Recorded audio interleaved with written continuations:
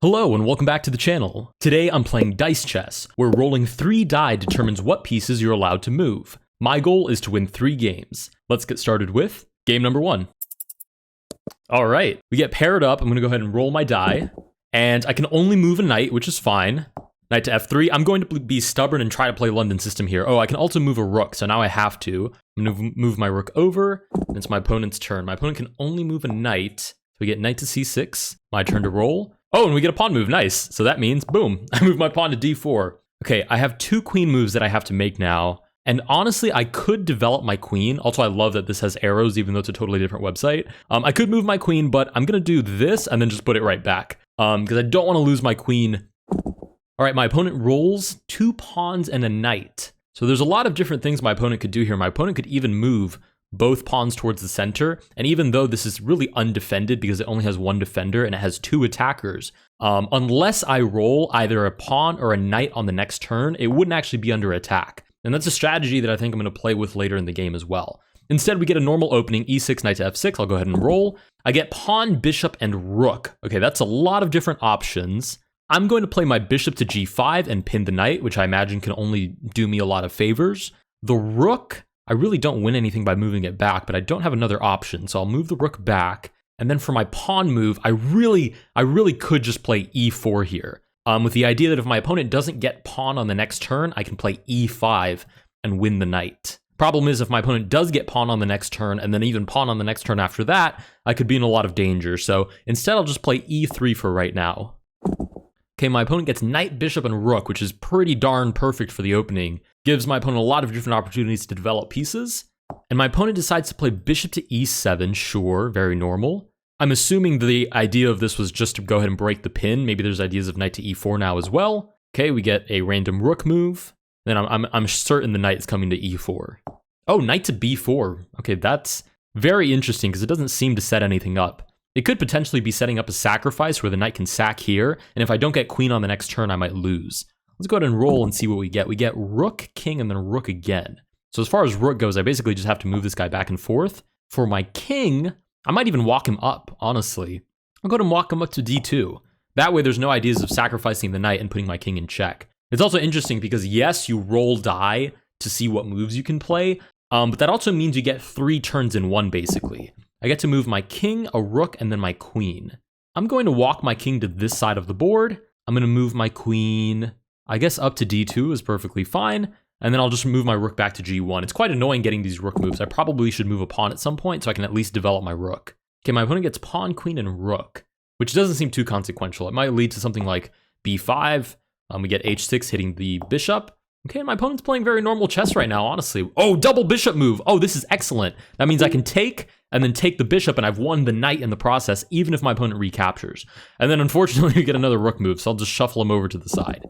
Okay, my opponent gets knight, rook, and then pawn, so I'm assuming there will be a recapture here of some kind. Sure, we get a normal recapture. There will be a random rook shuffle that won't be too consequential. And then we might get something like c5, looking to break open the queen side since that's where my king is. And this game can really end quite quickly. Oh, my opponent's playing very passively, though. Okay, we'll go ahead and roll. We get queen, knight, and rook. Okay. This rook is really getting on my nerves. It's wasting a lot of tempo for me.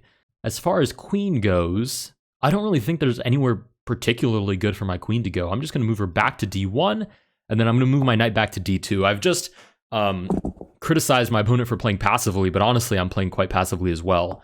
We get pawn, knight, and king for my opponent. None of those should be particularly consequential. It doesn't seem very easy for me or my opponent to create too many concrete threats. Okay, actually, this is really interesting. Knight back to g8.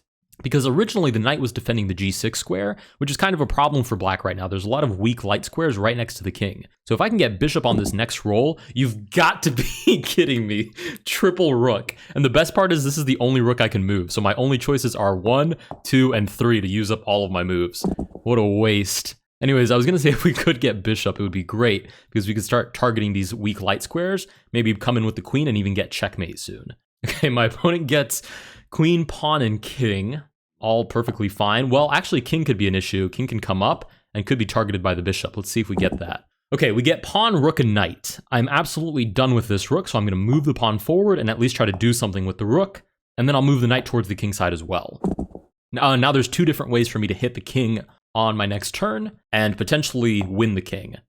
This variant also, you have to capture the king. So the king can be left in check because if you roll and roll again and then roll again, at some point it's possible that you can defend it before your opponent rolls something that allows them to take it. So go ahead and set up that check. That's a no-brainer.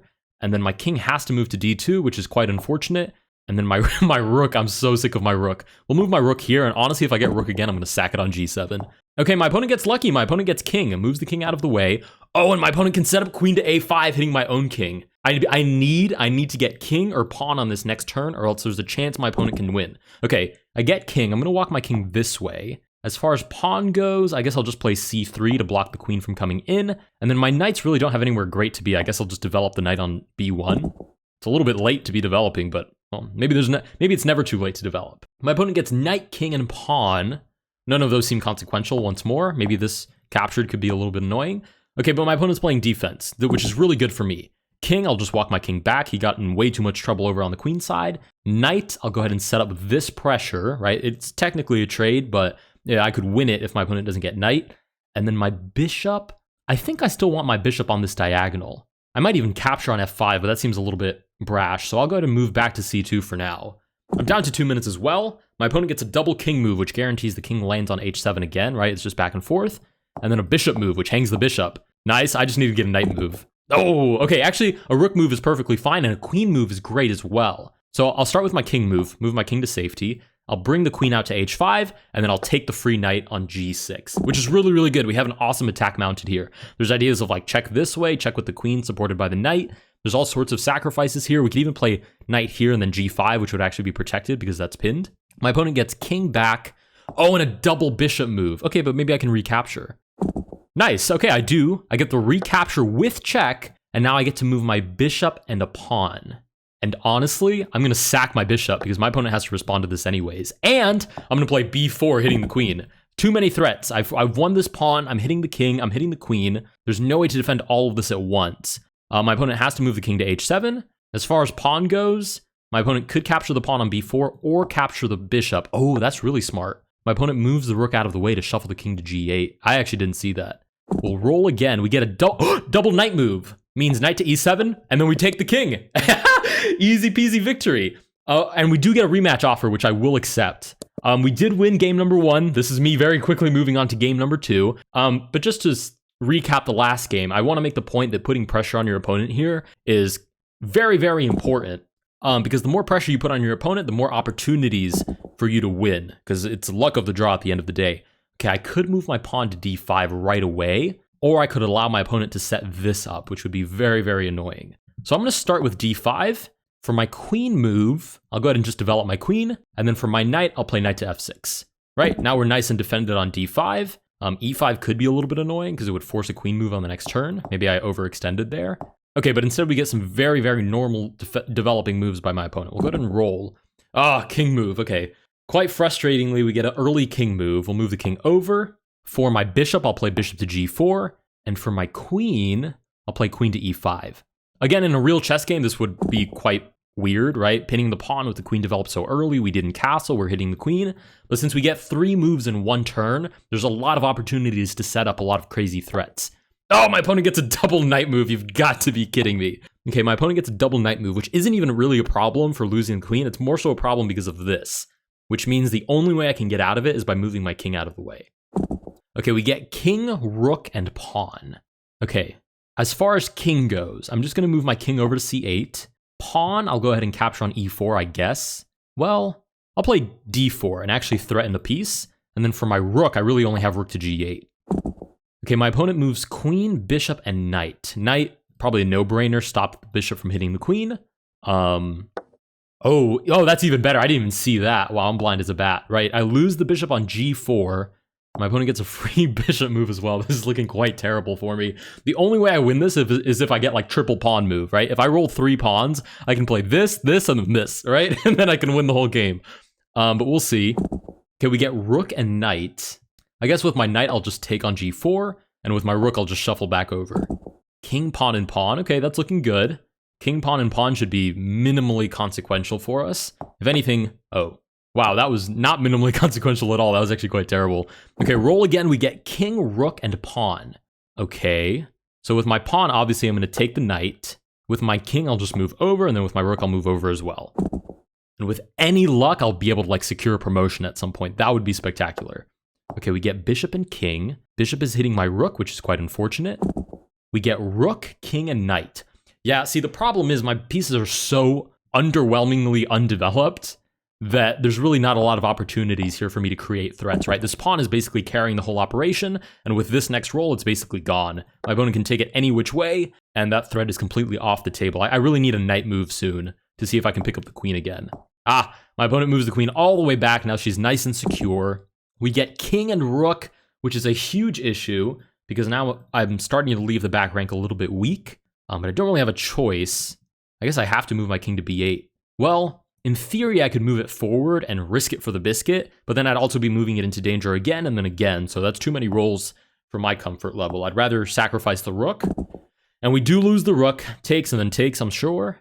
And then as far as the king goes, my opponent can just shuffle the king out of the way. If I make this comeback, it would be absolutely insane. Oh, wow. Bishop e6. Okay, my opponent's definitely going for the kill. My opponent didn't even bother taking my rook. Knight and then pawn. Terrible situation. If I move my knight anywhere, I lose defense over the d8 square, which means queen to d8 would be not checkmate because there's no checkmate here, but it would be forcing a king capture on the next turn. Let's see. And then pawn, I guess I could make an escape square for myself. Let's try this. And then if my opponent doesn't get a queen move, I could win the bishop potentially, and then I'll move my pawn out of the way to create an escape square for my king. Okay, nice. King, pawn, and rook. Rook is really the only issue because there's rook takes h7. And hopefully I can get a knight roll on the next turn to take the bishop. King, sure. Pawn, inconsequential. And then rook, probably just lose this pawn. Okay, g3, sure. And then rook takes h7. Yeah, expected. Okay, we'll roll again. We get nice, we do get knight. So I'll start with this capture. King, I'll just move out of the way. And then pawn, I'll play g5, put more pressure on the bishop, which is good, because now it means if I roll either pawn or knight, I can win the bishop. But unfortunately, my opponent rolls bishop and just rolls out of the way, now hitting my king as well. So now I need pawn and knight for a different reason, right? Instead of pawn, wow, you've got to be kidding me. Double rook move loses the knight. I need pawn and knight. Well, I guess I just need pawn now. Oh, bishop and rook. Okay, I'll move my bishop here to block the other bishop, and then I'll move my rook to d8, see if I can win the queen. No, double bishop move loses the game. Oh, we've lost that game. My opponent offers a rematch. Let's go for it. We're right now 1 for 2. We've won one game, we've lost another game, and this is now our third rematch with the same opponent. My opponent has no moves on the first spin, so I get to roll. And I also have no moves. Okay, my opponent spins now and gets pawn and bishop and king. Sure, I'll roll as well. Double knight move. Okay, I'll play this, and then I'll win the pawn. Now I just need double knight one more time so I can win the whole game. That's all I need. Oh my god, my opponent's going for it on f7, clearly not holding anything back. I basically need king on the next turn. Double knight move! Knight to g3, and then we win the king, and that's it. It's all over. We win game number 2. Okay, that was amazing. My opponent's offering me another rematch, but honestly, I want to try playing some other players. I have 2 wins under my belt. Let's head back to the lobby and see if we can get a third game with someone new. All right, third game. Oh, it's actually with the same person. Okay, there's not that many people in the lobby at the moment. All right, I'll roll the die. I get pawn, bishop, and king, so I'll move this pawn. I'll develop my bishop to g5, and I guess I'll move my king because I have to. All right, my opponent moves the knight and then gets a kind of useless rook move, so I'll roll again. I get pawn, queen, and knight. I guess I should go for the center, but this idea is really quite scary. So let's try pawn to f3. No. Let's play pawn to e3, develop the queen to f3, and then I guess just like knight to c3 looks good too. Lots of ways to defend e4, and the reason I'm really scared about defending e4 is because if my opponent plays knight to e4 and just risks it, right? If I don't get queen on the next turn, I can't recapture, but now with the knight as well, you know, I have a little bit more chance of actually defending e4. We get, ooh, double bishop move, nice. Bishop, and then bishop back, and then we get a knight move. So let's just play really aggressive, just knight to d5. Just throwing all of my pieces at my opponent. At some point, there will be so much pressure that my opponent will crack, right? Even if we roll like double knight now, double knight leads to this, and then we win the king. Double queen leads to this, and then obliteration. We'll roll our piece again. We get knight, queen, and bishop. Okay, so this is kind of a hard decision. I could definitely take on c7, giving check, take on f7, also giving check, and then just like move my bishop anywhere, with the idea that if my opponent doesn't roll king, I win. The problem is if my opponent does roll king, I'm done, right? I lose. Well, am I done really? I lose the queen, then I could develop the bishop. There's more attacking chances after. Okay, it's probably way too risky, and this is probably a bad idea, but this is gambling chess. We gotta gamble a little bit. Let's take on c7, take on f7, and then we'll just defend the knight with the bishop. Nice! My opponent rolls rook and knight. So that's it. That should be it. I just need to get either bishop, or rather, I need to get either knight or queen on this next roll. And I do. I get double knight, in fact. So we win our third game. My opponent's offered me a rematch, and since this is the only person we're playing anyways, let's go for it. Let's play one extra game. I do have all 3 wins under my belt, but you know what? YOLO. We have 2 knight moves. Let's go ahead and just develop both of our knights. And my opponent has no moves. Wow, these die are not rolling in my opponent's favor. We get pawn and the knight. So I'll move my pawn and I'll move my knight. And then bishop-wise, let's go bishop to g5 as well. Not really afraid of f7 because it weakens the opponent's king so much. Wow, no moves again. My opponent rolls 3 queens. Wow, I am just obliterating him right now. Well, the die are really. I haven't done anything special. The die are obliterating my opponent right now. We get pawn, knight, and bishop. This is another time where I can put all the pressure I want on the position. I can take, and if my opponent doesn't get queen, I win the queen for sure. Let's play e4 first, and I'm just so tempted. Let's take. The worst thing that could happen is my opponent takes back, and then it exposes the king to all sorts of attacks. Best case scenario, I win the queen. For the bishop, let's just move the bishop back and buy ourselves a tempo. No moves!